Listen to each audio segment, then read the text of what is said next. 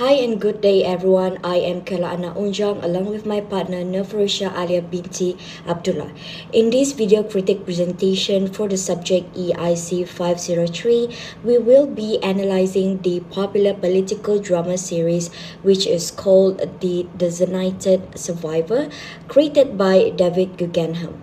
The show follows the journey of Thomas Kirkman, which is a low-level cabinet member who finds himself unexpectedly sworn as the president after a catastrophic terrorist attack on the US Capitol that completely wipes out the government. At its core, this series is a reimagined political thriller that explores the deep internal and external decision or tensions between high-minded political idealism and harsh pragmatic reality. As we examine the narrative, we will focus on how President Kirkman must navigate high-stakes diplomacy and also a very fractured global landscapes by adapting his intercultural communication styles to handle these national crises. Now let's move on to the synopsis of the movie. After a catastrophic attack on the US Capitol kills the president and the entire cabinet, Tom Kirkman, the low-level designated survivor, is unexpectedly thrust into the presidency. As he struggles to lead a grieving nation and establish legitimacy among skeptical rivals, he must also navigate a massive deep state conspiracy behind the bombing. The series follows his evolution from an idealistic academic to a resolute commander-in-chief fighting to preserve democracy amidst political and domestic turmoil.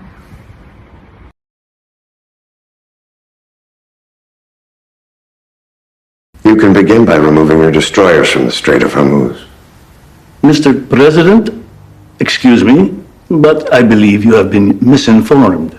Is that a fact? Yes, we have moved no such destroyers into the Strait of Hormuz. My Defense Department has war-gamed this out. They're waiting for me to give them the green light, which I assure you I will do, unless you pull your destroyers back to Bandar Abbas within the next 3 hours. Mr. President, Mr. Ambassador, you may not know much about me, but what you should know is that I'm about as straight a shooter as you're going to find in Washington. So you should believe me when I tell you that I do not want, as my first act as Commander-in-Chief, to attack Iran. But as both of us know, it's not always up to us how history plays itself out. Now, I have chosen to believe that your country is not playing on our emotions tonight, but nevertheless, you will feel the full impact of them if you do not comply with my demands. Mr. Ambassador, dock your destroyers, or the lead story on the morning news will not be about the attack on our capital, but the devastating attack on yours.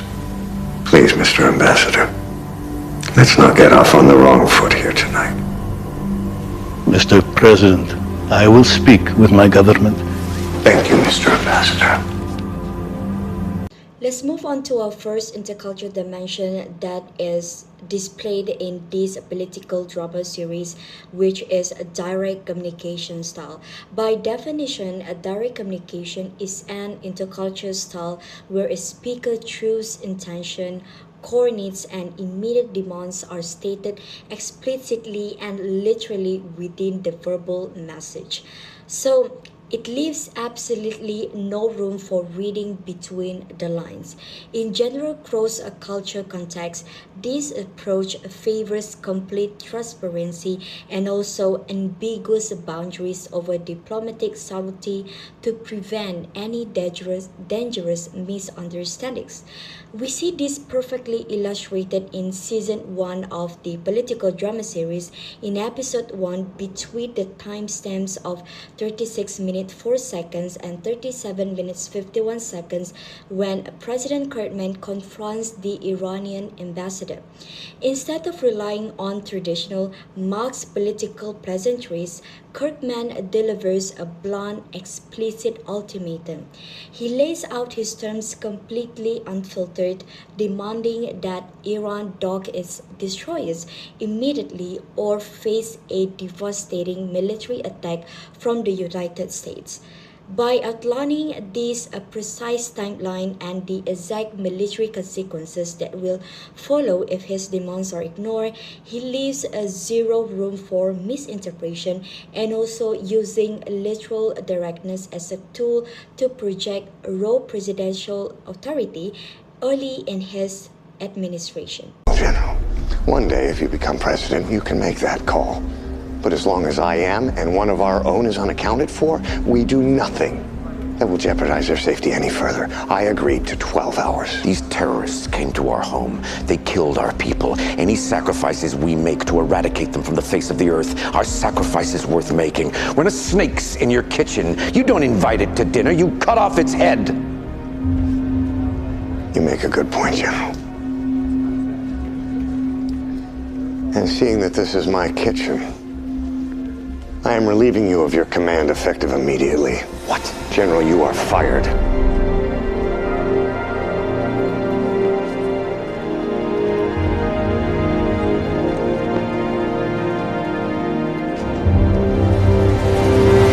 Our second aspect of analysis focuses on height sensitivity to time. This intercultural dimension measures how a specific culture or environment views, structures, and manages schedules, deadlines, and time constraints. And in general, environments with a high time sensitivity view time as a fixed, linear commodity that must not be wasted, meaning that efficiency and rapid execution must take a strict precedence over prolonged group consensus or relationship building. This structural urgency is put on full display in the Situation Room during Season 1, Episode 4, specifically from the time stamp of 29 minutes 38 seconds to 30 minutes and 37 seconds. When a General Cochrane attempts to drag out the meeting by debating political authority and military protocol, Kirkman displays a severe impatience with the procedural frictions and also immediately shuts the general down. In this high-stakes crisis, the president values immediate execution because a ticking clock turns a deliberation into expensive luxury that threatens the national security. The entire room is forced to function on strict linear urgency and also chronological optimization, where actions must happen sequentially and also instantly to avoid a casualty risks, illustrating a subculture where the schedule completely dominates the decision-making process. Agreed to have you brought over to the West Wing earlier today to tell stories about your father for the eulogy that I was supposed to deliver. It was insensitive, and I am sorry. But I remembered that I actually have a story for you. Oh, like the time my dad fired you. No. This was when your father took almost an hour out of a cabinet meeting to tell us all about your spring recital at Williams last year. No, I think you're mistaken. Bartok Violin Concerto number 2, I think. Yeah, but my father wasn't there. He had a cabinet. He was. In the back of the room. Okay. I think I would know. He had one Secret Service detail. He was wearing a baseball cap. He didn't want to take the focus off of you. No, that's just... He went on and on about your craft, your diligence, your work ethic, your talent. He was so proud. It was nice. And at the end, he gave everyone a program. I asked my assistant, Wyatt, to go to my old office and bring it here for me.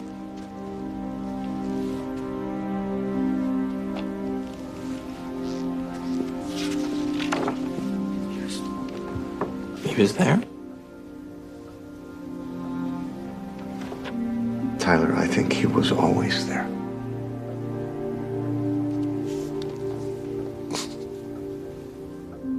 I'm sorry he couldn't tell you himself.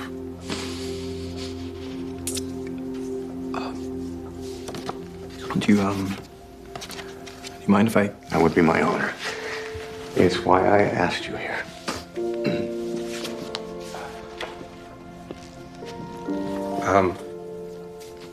Thank you, Mr. President.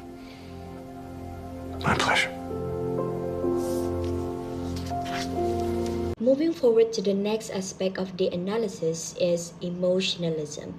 Emotionalism refers to the aspects of the intercultural negotiation that measures the degree to which a culture displays, validates, and also relies on raw human emotions to express their sincerity, demonstrate authenticity, and build mutual trust.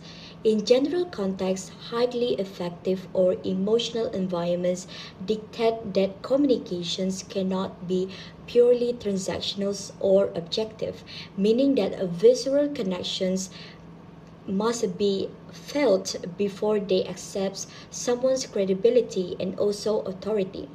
We witnessed Kirkman use these dimensions masterfully in season 1, episode 3, between the timestamps of 34 minutes and 13 seconds and also 36 minutes and 17 seconds when dealing with a grieving character named Tyler. Instead of hiding behind rigid presidential authority, cold facts, or political office, Kirkman intentionally drops his guard to meet Tyler's hidden pain with soft, visible empathy.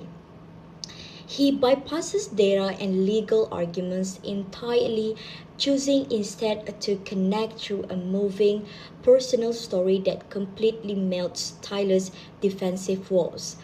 Ultimately, the breakthrough in their interaction isn't achieved through a political deal, but rather when their trust is sealed with tears and cathartic cry. And this proved that authentic emotional display can be a powerful catalyst for a healing fractures and uniting people. Understand why my motion to censure the United States cannot be brought to the assembly floor. Parliamentary procedure, President Turin. None of the other member nations are willing to second that motion. Because President Kirkman has threatened all of them. Be careful, sir. That is defamatory and false. You harbor a criminal, sir. That makes you a criminal. If the Honorable President from Turkey is finished with his little outburst, I believe the committee has important work to do. Yes. The distribution of NATO's assets, the mutual defense and security this committee is supposed to address. And which you are allowing President Kirkman to undermine. The only one who is undermining us is you. By threatening to pull back leases for air bases that protect us all. Protection is a two-way street. We won't give it if we don't get it. A point of procedure, Mr. Secretary General. If President Turan is unwilling to address the business of this committee, I think he should be censured. That won't be necessary. It is apparent Turkey's interests are no longer of value to NATO. So, NATO is no longer of value to Turkey. We'll be sending a formal notice of withdrawal.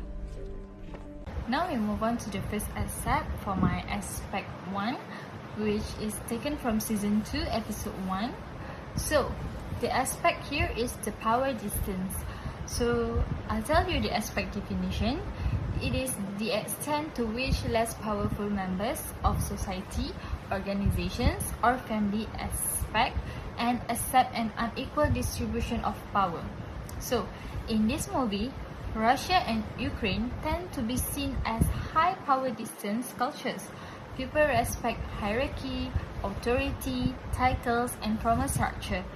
In diplomacy, diplomats from these nations normally follow to strict diplomatic protocols, use formal language and titles, show high respect to senior officials, demand a clear authority and change of command, and also keep professional distance in negotiations. For instance, meetings could be more severe and structured.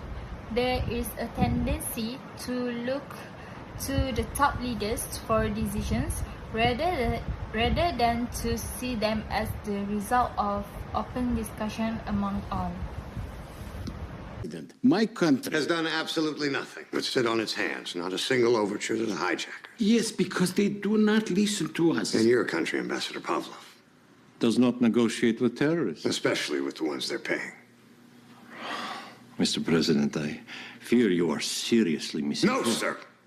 You have been the one who has misinformed me, and I don't think I need to explain the ramifications of Americans being killed on American soil by terrorists sponsored by Russia.